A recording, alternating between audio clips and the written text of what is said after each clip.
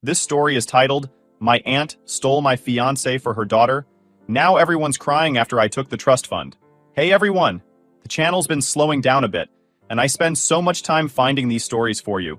If you enjoy the content, please hit that subscribe button. It means the world, and helps keep this journey going strong. Let's grow together! Now let's start the video. OP starts by saying, I'm 28 years old, and up until last year, I thought I had my life perfectly figured out. I was engaged to Nate, 27, the man I thought was the love of my life. We met in college, but back then, we were just acquaintances. He was charming and funny, but we didn't hang out in the same circles. After graduation, we reconnected at a mutual friend's party, and that's when everything changed. We clicked almost instantly and started dating not long after. For 4 years, we built what I thought was a solid relationship. He proposed to me after a weekend trip to the mountains, and I thought I was the luckiest woman in the world. Our engagement was a big deal. We had a small ceremony to celebrate, with close friends and family. My aunt and cousin Mia were invited, though honestly, I only included them out of obligation. My aunt and I have never been close. She's the kind of person who always finds ways to put others down to make herself and her daughter look better. Mia is 4 years younger than me, and admittedly very pretty, but she's also about as intelligent as a brick. My aunt, though, has always acted like Mia is the golden child, constantly comparing us in ridiculous ways.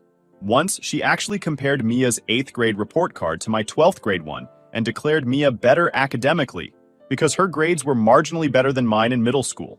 The fact that I graduated high school with honors and went on to college apparently didn't matter. Despite our rocky relationship, I didn't think much about my aunt or Mia attending the engagement. They were family after all, and Nate seemed to charm everyone there, including my aunt. She wouldn't stop gushing over him, saying things like, "Oh, he's so handsome, and look at how successful he is. You really hit the jackpot, didn't you?"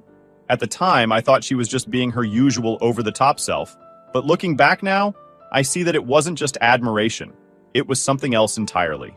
Fast forward a few months, and Nate and I were planning our wedding for October. I had to leave for a summer program in the UK, but everything was set to go. We'd picked a venue, started working on a guest list, and even put down deposits on some of the vendors. Nate seemed supportive of my trip, though looking back, I wonder if he was just pretending. While I was abroad, we stayed in touch through calls and texts, but after the first couple of weeks, something shifted. He started making excuses for why he couldn't talk. Things like being swamped with work or just too tired. I assumed the distance was taking a toll, but I figured we could get through it. After all, we weren't a new couple. We had years of trust and love behind us. At least that's what I thought. About a month into my trip, our conversations became shorter and less frequent. I asked him if everything was okay, and he brushed it off, saying he was just stressed. Then, a week before my program ended, he completely stopped responding. I called, texted, and even emailed him, but there was no reply. At first, I was worried. Maybe something had happened at work, or he was dealing with some personal issue he wasn't ready to talk about. But as the days went by, I started to feel like something was seriously wrong. Still, I told myself we'd work it out when I got home. When I returned, I went straight to my apartment, hoping to find a message from him. Instead, I found my aunt waiting at my door. She handed me a printed wedding invitation. Yes, an actual printed invitation, in the age of emails, and told me that Nate was marrying Mia. At first, I thought it was some kind of twisted joke. I even laughed nervously and asked her what she was talking about. But her smug expression told me she wasn't kidding. "I'm so sorry, dear," she said, though she didn't sound sorry at all.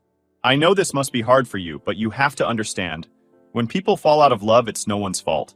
I stared at her, trying to process what she was saying. Nate and I had been planning a wedding just weeks ago, and now he was marrying my cousin? It didn't make any sense. My aunt must have noticed my confusion because she quickly filled in the gaps.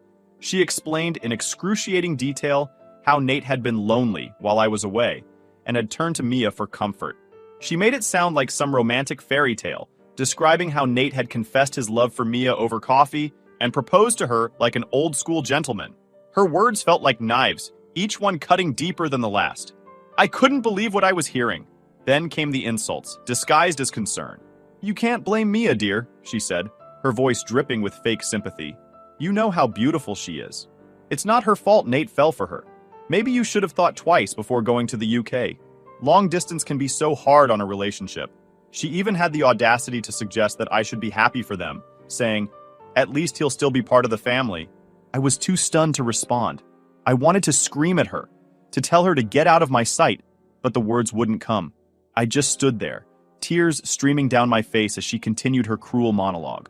Finally, I managed to tell her to leave, though my voice was shaky and weak. She smirked, patted my shoulder like I was some pitiful child, and said, "Don't be discouraged, dear. I'm sure you'll find someone else. Maybe an older, divorced man who's looking for a second chance at love." After she left, I collapsed on my couch and cried harder than I ever had in my life. I felt humiliated, betrayed, and completely shattered. Nate, the man I had loved and trusted, had not only cheated on me but had done so with my own cousin. And my aunt, who had always looked down on me, had taken delight in rubbing it in my face. I didn't know how I was going to move forward, but one thing was clear. I couldn't stay in this city, surrounded by people who would forever remind me of what I'd lost. After that humiliating visit from my aunt, I spent the next few days in a haze. I barely ate, slept, or did anything other than replay the whole situation in my head. How could this have happened? Nate had given me no real explanation, no closure, just silence. I had thought we were building a life together, but apparently he had been planning a life with someone else. And not just anyone, but Mia, my cousin, the one person my aunt had always pitted against me. For a while, I couldn't even face my friends or coworkers. I didn't want to deal with the questions or the pitying looks. Everyone had known about our engagement. How could they not? We'd had a big engagement party, complete with photos on social media and gushy posts about how lucky we were to have found each other. Now all I could think about was how stupid I must have looked. My mom, bless her, came to stay with me for a week when she found out what had happened. She's always been my rock, and having her there made things a little easier. She didn't push me to talk about it, but she was there when I needed her. We spent hours watching bad TV, eating ice cream straight from the tub, and trying to laugh at the absurdity of the situation. She even joked, "Well, at least you dodged a bullet. If he could do this to you, imagine what kind of husband he'd have been." It helped, but the moment she left, the loneliness hit me all over again. Everywhere I went, there were memories of Nate. The coffee shop we used to visit on Saturday mornings, the park where he had proposed, even the kitchen table where we'd spent countless nights planning our future together. It was suffocating. I knew I couldn't stay in the city any longer. I needed a fresh start, somewhere far away from all the reminders of what I'd lost. I started applying for jobs abroad, something I had thought about doing before Nate came into my life. Within a few weeks, I landed a promising position in Leeds, UK. It wasn't just a job. It was an opportunity to rebuild my life from the ground up. I packed up my apartment, said goodbye to my mom, and boarded a plane with a mix of fear and hope. Moving to a new city, let alone a new country, was terrifying at first. I didn't know anyone, and for the first few weeks, I felt completely out of place. But as the days turned into weeks, I started to find my footing. My co-workers were welcoming, and the work kept me busy. I threw myself into my new job, staying late and volunteering for extra projects just to keep my mind occupied. Slowly but surely, the ache in my chest began to fade. One day, a few months after I had settled in, I got a call from my mom that changed everything. She sounded almost giddy as she told me about a recent family gathering. Apparently, my aunt had been bragging about Nate and Mia's upcoming wedding, going on and on about how perfect they were together. But then, someone asked what Nate did for a living. My mom, knowing full well that Nate had quit his job to pursue his passion for writing, decided to stay quiet and let my aunt handle the question.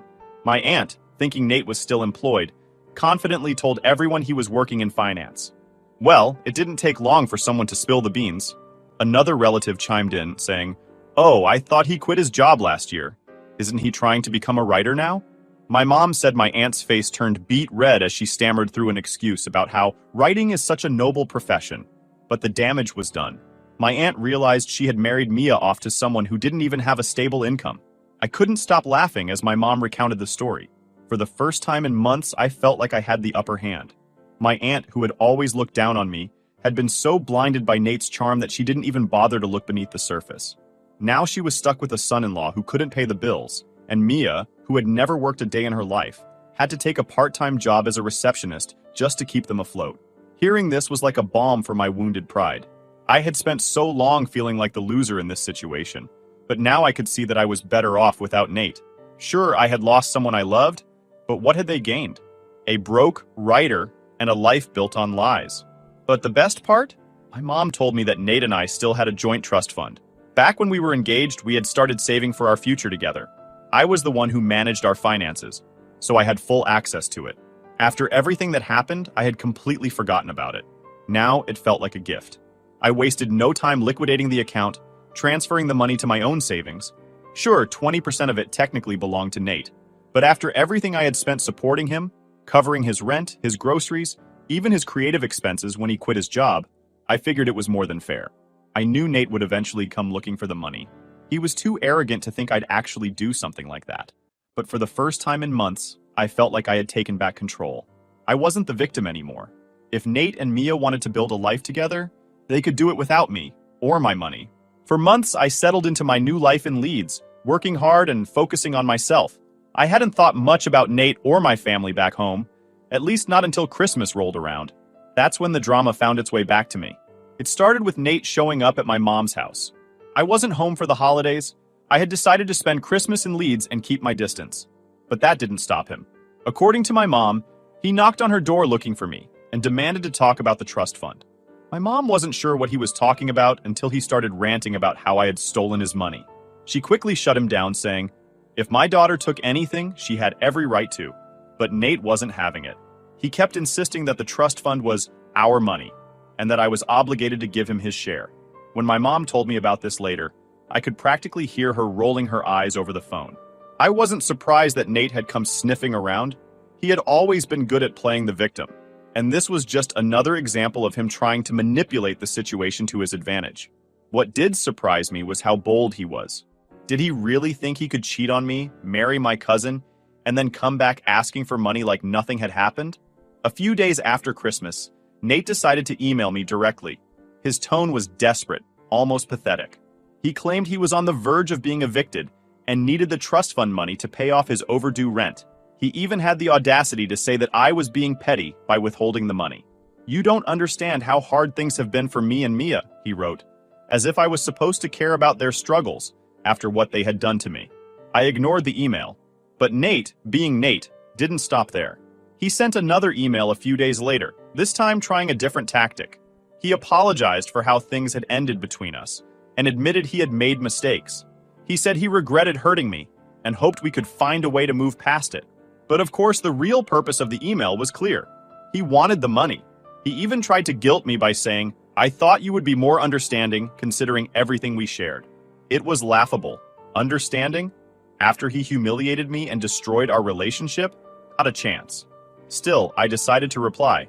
Not because I owed him anything, but because I wanted to make one thing clear. I told him that the trust fund was gone and that he had no right to it. Consider it repayment for all the money I spent supporting you while you were busy chasing your dreams, I wrote. Then I blocked him. But of course, it didn't end there. A few weeks later, my aunt and Mia showed up at my mom's house, demanding to speak to me. Apparently, Nate had told them about the trust fund, and now they were all up in arms over the fact that I had liquidated it. My mom called me after they left, barely able to contain her laughter. Your aunt was furious, she said. She actually had the nerve to say you ruined Nate's life. According to my mom, Mia was in tears, saying that I had sabotaged their future. She claimed they were on the verge of homelessness and begged my mom to convince me to give Nate his share of the money. My mom, being the amazing woman she is, told them to leave and never come back. If Mia is so successful, as your aunt keeps claiming, then why can't she support her husband? She asked them. But the real kicker came when my dad got involved. He doesn't usually get mixed up in family drama, but this time he had had enough. When he heard about what my aunt and Mia had said, he called them out. He told my aunt that if she didn't stop harassing me, he would cut off the financial support he had been giving her for years. He even pointed out that if Mia and Nate were struggling so much, maybe they should have thought twice before betraying me. My aunt, of course, tried to play the victim. She started crying, saying she had only wanted to secure Mia's future and hadn't realized Nate was a bum. Apparently, she had assumed Nate was still working in finance and was horrified to learn that he had quit his job over a year ago to pursue writing. She actually had the gall to blame me for not telling her the truth about Nate's financial situation. If I had known, I would never have let Mia marry him, she wailed. The irony of the whole situation was almost too much to handle. My aunt had spent years tearing me down, comparing me to Mia, and acting like she and her daughter were better than everyone else. And now here they were, begging for help because Mia had married a man who couldn't even pay his own rent. But the best part, my grandparents, who had been letting my aunt and Mia live with them rent-free for years, finally had enough. They kicked them out of the house, saying they were tired of all the drama. Now my aunt and Mia are renting a tiny apartment together, struggling to make ends meet. Nate is still trying to find steady work, but from what I hear, no one is eager to hire him. I won't lie, it felt good to hear about their struggles. Call it karma, call it justice, but after everything they put me through, I think they deserve every bit of it. By the time my aunt, Mia, and Nate were all turning on each other, I felt like I was finally regaining control of my life. I had no intention of stepping back into the chaos, but as usual, they found ways to drag me back into the drama. A couple of weeks after my grandparents kicked my aunt and Mia out of their house, my mom called to let me know that they had shown up, again, this time with a sob story. Apparently, Mia was panicking because the landlord had given them an eviction notice after Nate failed to pay rent for the third month in a row. My aunt was desperate to find someone to blame, and predictably, they decided that person was me. They showed up here like they were storming the gates of a castle, my mom said, clearly trying to hold back laughter. Your aunt started ranting about how you're the reason Nate and Mia are struggling. She actually said, if she hadn't stolen that money, they'd be living comfortably right now. Can you believe that? I could believe it, unfortunately. My aunt had spent her entire life dodging accountability, so it was no surprise that she refused to take responsibility for her role in this disaster. After all, she had practically thrown Mia at Nate, convinced that marrying him would solve all of their problems. Now that it had blown up in her face, she was scrambling to pin the blame on someone else. But what really made me laugh was how delusional Mia sounded. According to my mom, she kept saying things like, I thought Nate was going to take care of me, and he promised we'd have a big house by now. The idea that Nate, a man who had been unemployed for over a year, could provide that kind of life was so ridiculous that I couldn't help but laugh. Still, the situation wasn't without its highlights. My dad, who had been mostly quiet throughout this whole ordeal, finally decided to speak his mind. When he heard my aunt yelling at my mom, he came downstairs and told her off. If Mia and Nate are so successful, why are they begging for money? He asked. Maybe instead of blaming my daughter, you should ask yourself why you thought it was a good idea to marry Mia off to a man who couldn't even pay his own bills. My aunt, of course, tried to deflect. She claimed she had no idea about Nate's financial problems and that I had deliberately hidden the truth from her.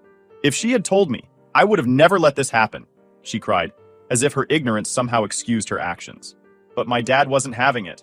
He reminded her that she had spent years treating me like a second-class citizen while putting Mia on a pedestal. You thought you were so clever, didn't you? He said. You stole my daughter's fiancé and called it a victory. But now that the truth is out, you're coming to us for help? Don't make me laugh. According to my mom, that's when things really started to unravel. Mia, who had been quiet up until that point, suddenly burst into tears and admitted that she was afraid of being homeless. Nate said he was going to take care of me, but he lied, she sobbed. I don't even think he loves me anymore. Apparently, Nate had been blaming Mia for their financial problems, accusing her of not contributing enough. This was hilarious, considering that Mia was working part-time as a receptionist, a job she only got because of a favor from my uncle, and Nate was barely making any money from his writing. The two of them had built their relationship on lies and deceit, and now it was crumbling under the weight of reality. But the real cherry on top came when my aunt started throwing Nate under the bus. I told Mia not to marry him, she claimed, conveniently forgetting that she had spent months bragging about their engagement. I knew he wasn't good enough for her, but she wouldn't listen. At that point, my dad had heard enough. He told my aunt and Mia to leave and never come back. You wanted to humiliate my daughter by parading Nate around like some kind of trophy, he said. Now that the tables have turned, you expect us to feel sorry for you? Get out. When my mom told me all of this, I couldn't stop laughing. The image of my aunt and Mia being kicked out of my parents' house was so satisfying that it almost made up for everything they had put me through. Almost. A few days later, I got an email from Nate. This time, he wasn't asking for money. He was apologizing. He admitted that he had made a huge mistake by marrying Mia and claimed that he had been manipulated by my aunt. I thought I was doing the right thing, but now I see how wrong I was, he wrote. I know I hurt you, and I'll regret that for the rest of my life. He went on to say that his life had fallen apart since we broke up. He was struggling to find work, his writing career was going nowhere, and his relationship with Mia was hanging by a thread. I wish I could take it all back, he said. I wish I had stayed with you. I didn't even bother responding. What was the point? Nate had made his bed, and now he had to lie in it. He had chosen to betray me, and now he was dealing with the consequences of that choice. It wasn't my job to fix his life or make him feel better about his mistakes. Instead, I forwarded the email to my mom. Looks like karma finally caught up with him, I wrote. She replied with a single sentence, best Christmas gift ever. 2 years later, my life looks completely different from the mess it was back then. Living in Leeds has been the best decision I've ever made. I've built a solid career in my new job, made some amazing friends, and even started dating again. My boyfriend James is everything Nate wasn't: kind, respectful, and genuinely supportive of my goals. For the first time in years, I feel like I'm in a healthy, loving relationship, and I couldn't be happier. But as for Nate, Mia, and my aunt, let's just say karma has been working overtime. Shortly after the eviction debacle, my grandparents completely cut off my aunt financially. For years, she had been living off their generosity, letting them pay her bills and give her a roof over her head, while she did nothing to contribute. But after seeing how she manipulated Nate into marrying Mia, they decided enough was enough. They kicked her out, and she's been struggling ever since. Mia, on the other hand, has been stuck in a toxic marriage with Nate. From what I've heard through the family grapevine, their relationship went downhill fast. Nate blames Mia for their financial problems, claiming she tricked him into thinking she could support him while he pursued his writing career. Meanwhile, Mia is furious with Nate for lying about his income and failing to provide the lifestyle she thought she was marrying into. They argue constantly, and several relatives have told me they wouldn't be surprised if they divorced soon. And then there's Nate. Oh, Nate. The last I heard, he finally gave up on his writing dream and took a low-paying job in customer service just to make ends meet. He's miserable, of course, and spends most of his time complaining about how unfair life has been to him. Apparently, he still blames me for stealing the trust fund money, even though I've made it clear that I don't owe him a single penny. A few months ago, he sent me another email. This one was much shorter than the last. Just a couple of sentences apologizing for everything and asking if we could start fresh. I didn't even bother responding. What was there to say? Nate made his choices, and now he has to live with the consequences. I have no interest in reopening that chapter of my life. But the most satisfying part of all this? My aunt has finally been forced to face the reality of her actions. For years, she treated me like I was less than Mia, constantly putting me down and making me feel like I wasn't good enough. She thought she had won when Nate left me for her daughter, but now she's living in a cramped apartment with no income, no support, and no hope of things getting better. And Mia, her precious golden child, is stuck in a marriage that's crumbling before her eyes. A few weeks ago, my mom called me with an update. Apparently, my aunt had been trying to reconnect with the family, hoping to get back into everyone's good graces. She even went so far as to apologize to my grandparents for her past behavior, claiming she was just trying to do what was best for Mia.